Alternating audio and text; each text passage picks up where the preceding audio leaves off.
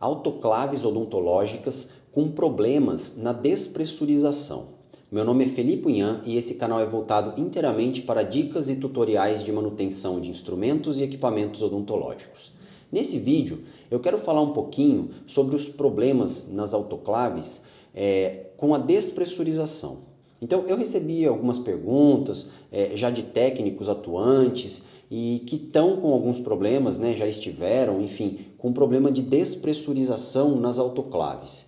E a gente sabe que a despressurização, ela precisa que a válvula solenoide, ela funcione bem e que a placa da autoclave, a placa eletrônica, também esteja funcionando bem. Porém, algumas vezes a gente é pego de surpresa quando as duas estão funcionando e mesmo assim, em alguns ciclos, apresentam esse problema de não despressurizar. Então eu desenhei aqui no quadro uma válvula solenoide. Claro, eu desenhei um modelo, existem outros, né? O último problema que eu tive com válvula solenoide foi da marca Danfoss, mas isso independe, tem outras aí, Thermoval, enfim. O problema é o mesmo quando é na solenoide. Existem problemas na placa também, por exemplo, quando a placa não manda atenção, né? A placa está com algum problema, não manda atenção 110 ou 220, que são as tensões mais conhecidas aí das autoclaves para a válvula solenoide.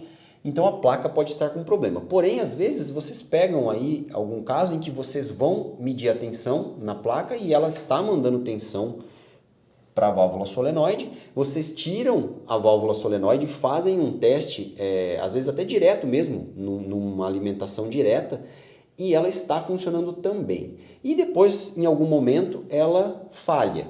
E eu peguei um caso desse até recente, então eu estou aproveitando até para deixar essa dica. Eu peguei um caso de uma Cristófoli que a gente trouxe para cá, a gente fez o primeiro teste, ela funcionou normalmente. Ela fez todo o ciclo, despressurizou, a válvula fechava e abria quando necessário, tudo perfeito. Quando a gente chegava no terceiro teste, no terceiro ciclo, a gente faz testes contínuos. Só dá o tempo dela esfriar para poder começar o próximo ciclo e faz o outro em seguida. No terceiro ciclo, ela não despressurizava. E aí a gente percebeu que quem estava com problema era a solenoide. E não toda a solenoide, era só a bobina que estava com problema. Mesmo a gente testando ela direto na alimentação, ela funcionava. E por que ela funcionava? Porque ela estava fria.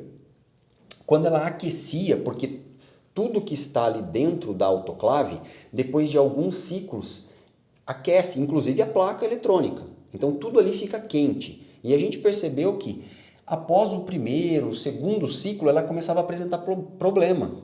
E aí, rapidamente, eu tirei a bobina e fiz um teste de corrente direta. Liguei direto na corrente e aí, quando ainda ela estava quente, né? E ela não funcionou. Então, uma dica legal, quando vocês pegarem uma autoclave para fazer teste e estiver com um problema desse, façam mais de um teste e sempre lembre de fazer alguns testes com ela fechada. Não faça só teste com a autoclave aberta. Talvez faça o primeiro teste, tente identificar onde o possível problema está para você medir a tensão da placa, até para você ver se a bobina está atuando ou não, e depois feche a autoclave, coloque a manta, inclusive, e faça outros testes, 2, 3 testes com ela fechada, porque aí vai aquecer muito mais lá dentro.